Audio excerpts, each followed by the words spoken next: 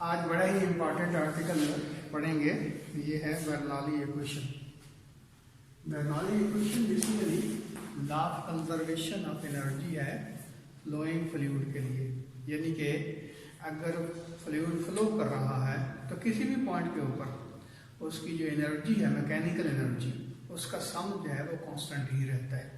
यानी कि यहाँ भी हम कह सकते हैं कि टोटल मैकेनिकल एनर्जी जो है फ्लोइंग फ्लूइड की वो कांस्टेंट रहती है। और यही बेसिकली स्टेटमेंट है इसकी बर्नौली इक्वेशन की, यानी कि हम इसको यूं स्टेट कर सकते हैं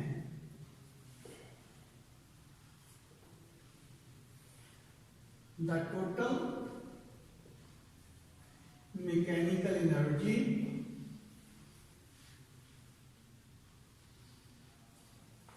associated with the flowing fluid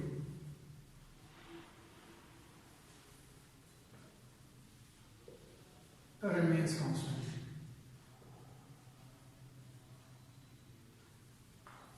mathematically इसको हम क्या लिख सकते हैं, P plus half rho v square plus rho g h is equal to constant. ये क्या है, energy of the fluid due to its pressure.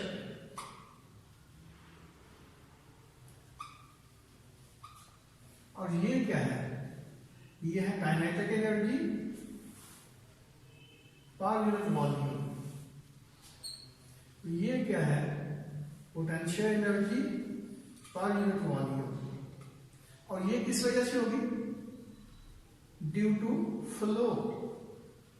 और ये क्या क्यों होगी, ड्यू टू हाइट।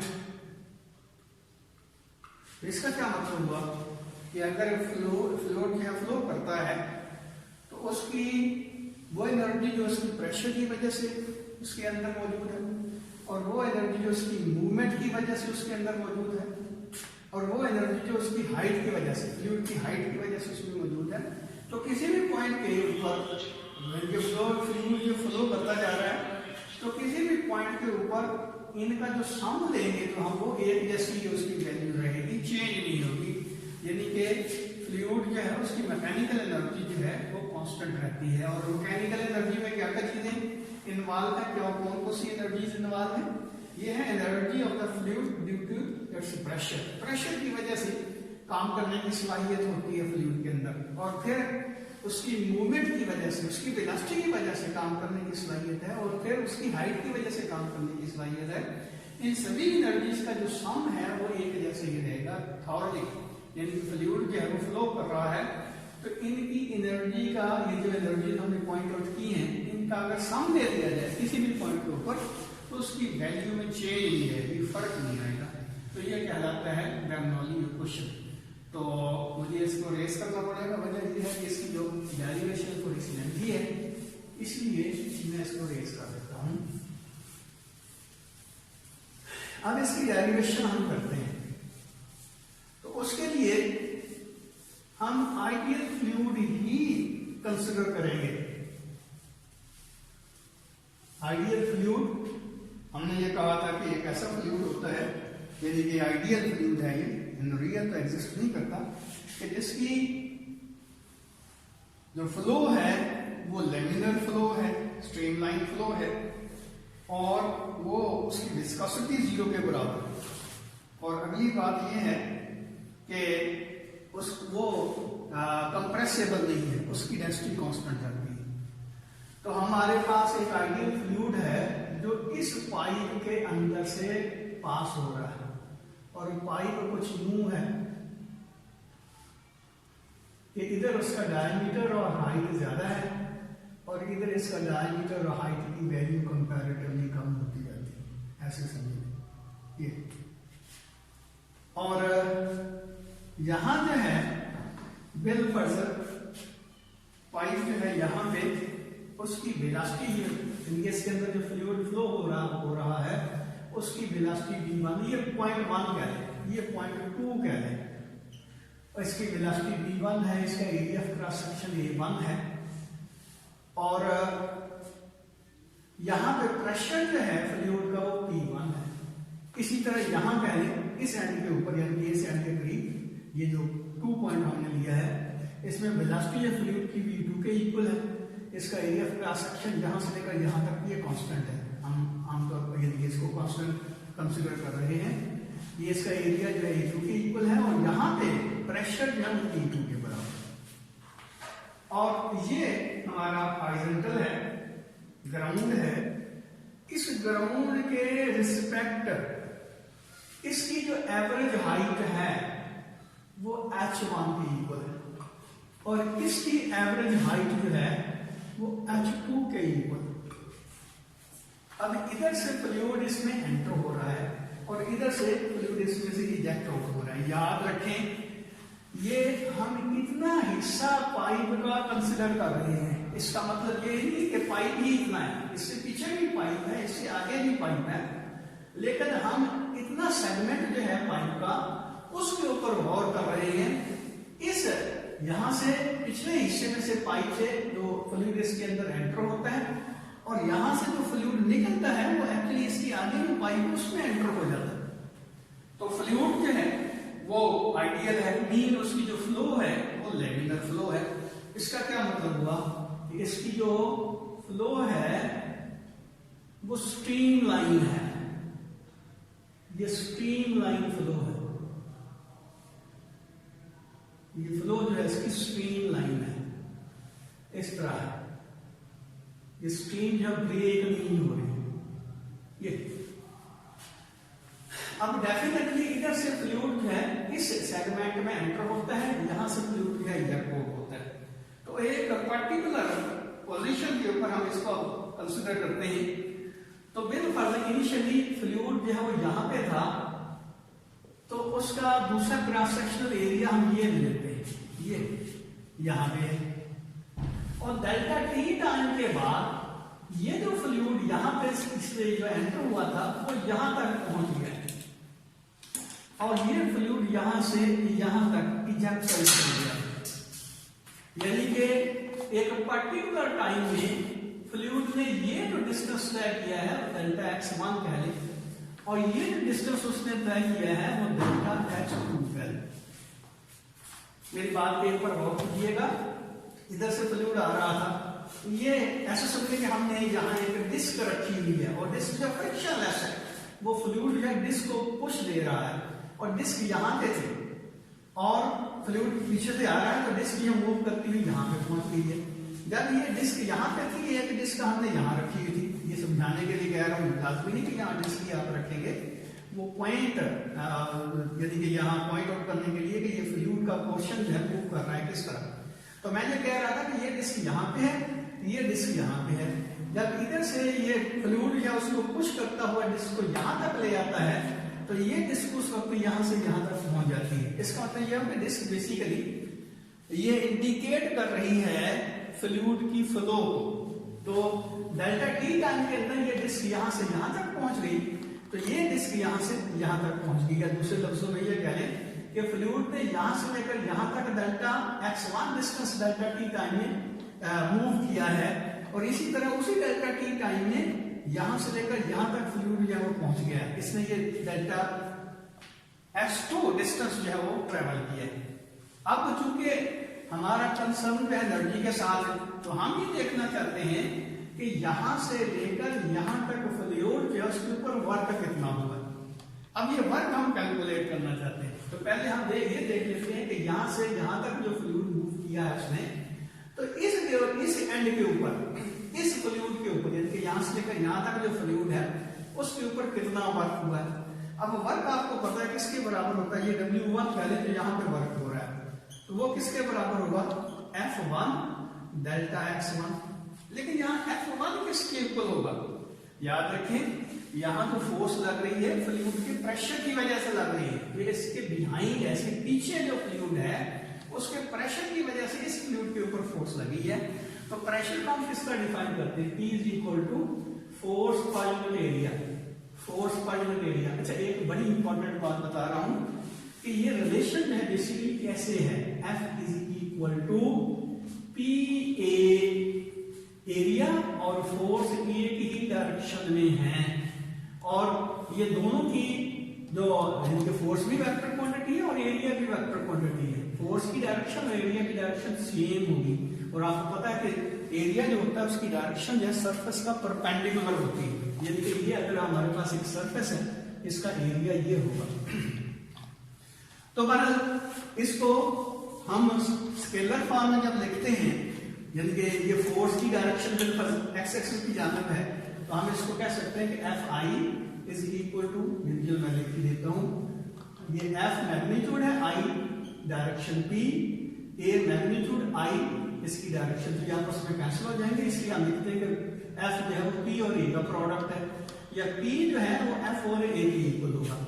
तो यहां से हम F1 की वैल्यू निकालते हैं, तो F1 किसके बराबर होगा, हमने ये कहा था कि यहाँ पर फ्लूइड का प्रेशर जो है वो P1 के बराबर है, तो F1 is equal to P1 A1, यहाँ एरिया जो A1 है, तो W1 किसके बराबर होगा, F1 की जगह क्या लिखेंगे, P1 A1 डेल्टा x1। अब डेल्टा x1 की जगह क्या लिख सकते हैं, इधर हमने कहा था कि वेलोसिटी जो है वो v1 के इक्वल है, तो जो वेलोसिटी v1 के बराबर है, तो डेल्टा x1 किसके इक्वल होगा, s equal to v into t वाला फार्मूला लगाएं, v1 t लिखे डेल्टा t लिख दें। इसका क्या मतलब हुआ, delta x1 is equal to v1 delta t, तो इसकी जगह आप कीमत इसकी वैल्यू पुट कर सकते हैं, तो ये आ जाएगा p1 a1 v1 और डेल्टा t, ये आ जाएगा w1। याद रखें बड़ी इंपॉर्टेंट बात कि इधर से जो प्रेशर है पिछले फ्लूइड का वो इस डायरेक्शन में, यानी कि सॉरी फोर्स जो लग रही है, प्रेशर की वजह से जो फोर्स लग रही है इस डायरेक्शन में लग रही है, और इसी डायरेक्शन में फ्लूइड जो वो मूव कर रहा है, इसलिए फोर्स और डिस्प्लेसमेंट की डायरेक्शन एक ही है, दोनों के दरमियान एंगल जो है वो 0 डिग्री के इक्वल होगा, तो वर्क जो है F delta D1 cos of 0 cos 0 1 के इक्वल होगा, तो हम कह सकते हैं F1 डेल्टा x1, ये चलो मैं लिख देता हूं cos of 0 डिग्री, तो ये आ जाएगा F1 डेल्टा x1। वजह आपको समझ आ गई होगी कि पिछला फ्लूइड जो है इस डायरेक्शन में फोर्स लगा रहा है, और इसी डायरेक्शन में ये जो फ्लूइड है वो मूव कर रहा है, तो पिछला फ्लूइड इसके ऊपर जो वर्क कर रहा है उसकी वैल्यू ये होगी, और वो हमने इस तरह लिख दिया W1 P1 A1 V1 delta t। अब यहां सोचने वाली बात है कि यहां वर्क कितना होगा, ये देखिए हमने ये देखना है कि ये फ्लूइड यहां से इधर इसका हिस्सा यहां तक पहुंचा है, इधर से हिस्सा इसका हिस्सा यहां से यहां तक पहुंचा है, तो इतने हिस्से पे इस डिस्प्लेसमेंट में कितना वर्क हुआ है। इधर से जो वर्क हो रहा है वो पिछला फ्लूइड इसके ऊपर कर रहा है, इधर से जो वर्क होगा तो अगला फ्लूइड इसके ऊपर करेगा। अब देखिए कि ये कर रहा है पुश फ्लूइड को, और रिएक्शन के तौर पर अगला फ्लूइड इसको बैक डायरेक्शन में पुश कर रहा है। इसका क्या मतलब हुआ कि फ्लूइड मूव तो इसी डायरेक्शन में कर रहा है, लेकिन इसके ऊपर जो फोर्स लग रही है अगला फ्लूइड इसको पुश कर रहा है वो बैकवर्ड डायरेक्शन में कर रहा है। यानी कि यहाँ पे अगर देखा जाए तो इसके ऊपर जो वर्क हो रहा है वो नेगेटिव हो रहा है। नेगेटिव क्यों हो रहा है, ये देखिए ये फ्लूइड जो है ये वाला फ्लूइड आगे की तरफ जा रहा है, लेकिन अगला फ्लूइड इसको पुश कर रहा है बैक डायरेक्शन में, रिएक्शन के तौर पर। ये देखिए बैक डायरेक्शन, देखिए ये पुश कर रहा है फॉरवर्ड डायरेक्शन में, तो ये फ्लूइड इसको बैक डायरेक्शन में पुश कर रहा है। इसका मतलब ये हुआ कि इसके ऊपर जो वर्क हो रहा है उसका साइन नेगेटिव आएगा, क्यों, इसके ऊपर जो फोर्स लग रही है वो अगला फ्लूइड लगा रहा है बैक डायरेक्शन में, और इसकी डिस्प्लेसमेंट जो है फॉरवर्ड डायरेक्शन में होगी। तो इसलिए हम कह सकते हैं W2 जो यहाँ इस फ्लूइड के ऊपर ये अगले वाला फ्लूइड जो वर्क कर रहा है W2 वो होगा F2 delta x2 cos of 180 degree. क्यों बोला, इसके ऊपर ये फ्लूइड जो उसको बैक डायरेक्शन में पुश कर रहा था, तो फोर्स और डिस्प्लेसमेंट इधर है, फोर्स इसके ऊपर इधर लग रही है। याद रखिए फिर मैं बता रहा हूं कि हमने ये देखना है कि इस फ्लूइड के ऊपर यहां से लेकर यहां तक फ्लूइड के ऊपर कितना वर्क हुआ है। इधर से वर्क पॉजिटिव हो रहा है, इधर से वर्क नेगेटिव हो रहा है। तो ये आ जाएगा आपके पास F2 डेल्टा x2 और साथ आ जाएगा -1, तो इसलिए हम कहते हैं कि ये माइनस F2 डेल्टा x2 के बराबर आ गया। अब बिल्कुल उसी तरह जैसा यहां हमने किया, इसको हम लिख सकते हैं W2 is equal to minus P2 A2 V2 delta T। इस एंड के ऊपर जो वर्क हुआ है इतने फ्लूइड के ऊपर, उसकी वैल्यू ये होगी। अब टोटल वर्क इसके ऊपर कितना हुआ है, तो दोनों वर्क जो है उनको हम ऐड अप कर लेते हैं। तो दोनों को जब ऐड अप करते हैं तो ये टोटल वर्क भी इस फ्लूइड के ऊपर हुआ है वो हम फाइंड आउट करते हैं। इसका मतलब क्या हुआ कि टोटल वर्क जो होगा जो फ्लूइड के ऊपर हुआ वो W1 प्लस W2 के इक्वल होगा। अब ये वैल्यू जो है इसमें पुट कर देते हैं, सॉरी W1 और W2 की। W1 की जगह P1 A1 V1 delta T और यह आ जाएगा minus P2 A2 V2 delta T। अब हमने इक्वेशन ऑफ कंटिन्यूटी में क्या पढ़ा था कि according to equation of continuity, equation of continuity क्या बताती है,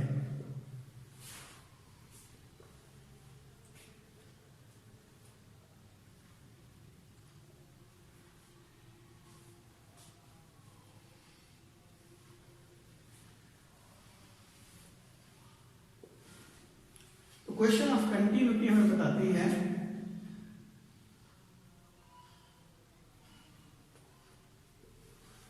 कि P1 A1 sorry A1 V1 is equal to A2 V2, और उसको कल हमने जिसका डिस्कस किया था कि ये हो जाएगा वॉल्यूम पर यूनिट टाइम, यानी कि ये आ जाएगा AB। AB किसके इक्वल होगा, वॉल्यूम पर यूनिट टाइम, यानी कि हम कह सकते हैं कि B over delta T is equal to A1 V1 is equal to A2 V2, A1 V1 is equal to A2 V2। इसका क्या मतलब हुआ कि हम कह सकते हैं कि V is equal to A1 V1 delta T is equal to A2 V2 delta T। अब ये देखिए A1 V1 डेल्टा T और A2 V2 डेल्टा T, इनकी जगह हम V पुट कर देते हैं, तो ये क्या आ जाएगा W is equal to V into P1, ये V आया, ये P1 minus V into P2, ये V आ गया, ये P आ गया। तो यहां से V को कॉमन निकाल दें, बाकी क्या बचेगा P1 माइनस P2, ये टोटल वर्क आ गया आपके पास। और ये वर्क हुआ है इस फ्लूइड के ऊपर, यहां से लेकर यहां तक जो सेगमेंट हमने लिया था फ्लूइड का, उसके ऊपर इतना वर्क हुआ है। याद रखिए वर्क जब किसी भी ऑब्जेक्ट के ऊपर या सिस्टम के ऊपर होता है तो उसकी वो एनर्जी को चेंज कर देता है, और एनर्जी जो है मैकेनिकल एनर्जी को चेंज करता है। तो चेंज इन मैकेनिकल एनर्जी में दो एनर्जीज आती हैं हमारे पास, काइनेटिक एनर्जी और पोटेंशियल एनर्जी। तो हम ये देखना चाहते हैं कि इसमें काइनेटिक एनर्जी कितनी चेंज हुई है और पोटेंशियल एनर्जी कितनी चेंज हुई है। अब चेंज इन काइनेटिक एनर्जी यहाँ किसके इक्वल होगी, देखिए फाइनल काइनेटिक एनर्जी यहाँ होगी half mv2 square minus half mv1 square.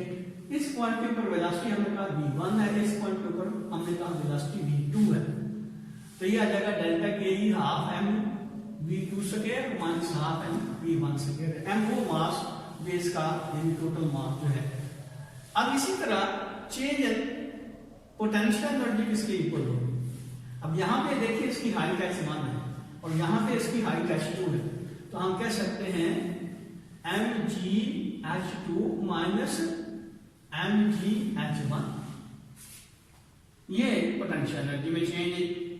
तो जितना इस यहां से लेकर यहां तक जो फ्लूइड है उसके ऊपर वर्क हुआ है वो वर्क काइनेटिक एनर्जी को चेंज कर सकता है, पोटेंशियल एनर्जी को चेंज कर सकता है। तो दोनों एनर्जीज मीन काइनेटिक एनर्जी और पोटेंशियल एनर्जी में जो चेंज आता है वो इस वर्क के इक्वल होगा, यानी कि हम कह सकते हैं W is equal to delta K E plus delta P E, change in potential energy और चेंज इन काइनेटिक एनर्जी। अब इनकी जगह इसकी वैल्यूज पुट करते हैं, जिनके ये आ जाएगा B into P1 minus P2, और यहां क्या आएगा ये आ जाएगा, ये काइनेटिक एनर्जी में change half m v two square minus half m v one square, और ये क्या आ जाएगा plus m g h two minus m g h one. अब यहां देखिए कि वॉल्यूम किसके बराबर होता है। देखिए हम डिफाइन करते हैं डेंसिटी को, मास डेंसिटी किसके बराबर होती है, मास पर यूनिट वॉल्यूम। तो यहां से वॉल्यूम की वैल्यू निकालें तो वो किसके बराबर होगा, वॉल्यूम इधर आ गया, डेंसिटी इधर, ये आ जाएगा मास ओवर रो, यानी कि V हम कह सकते हैं m ओवर रो के इक्वल होगा। ये V की वैल्यू यहां पे पुट कर देते हैं, तो ये क्या आपके पास आ जाएगा, V की जगह लिखेंगे m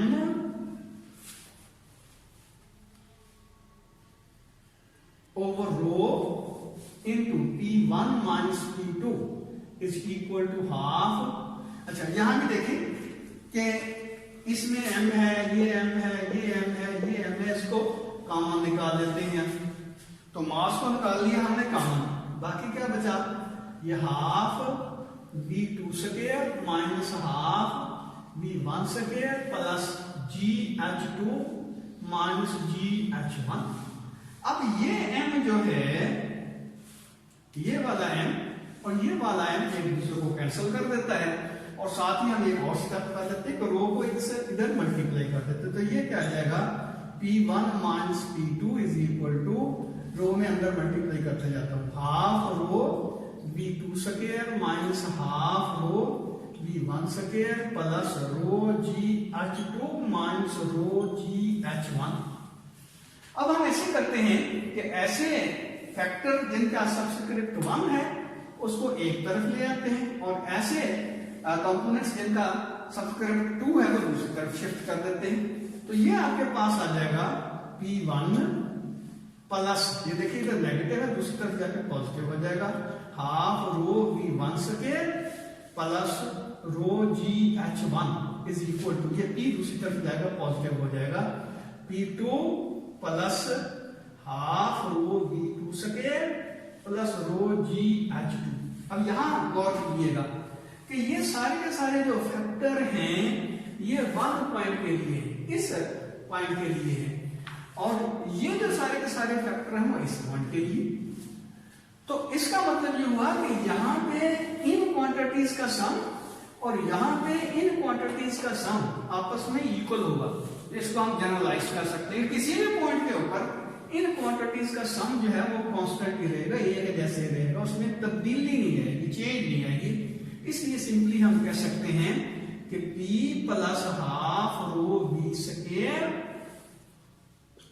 plus rho GH is equal to constant, यानी कि ये सारे के सारे प्रेशर और kinetic energy per unit volume और potential energy per unit volume, इनका जो सम होगा फ्लो इन फ्लूइड के लिए उसकी वैल्यू में चेंज नहीं आएगी, वो कांस्टेंट रहेगा। और यही स्टेटमेंट थी बर्नौली इक्वेशन की, इसको बर्नौली थ्योरम भी कहते हैं। तो इसको अल्लाह हाफिज़।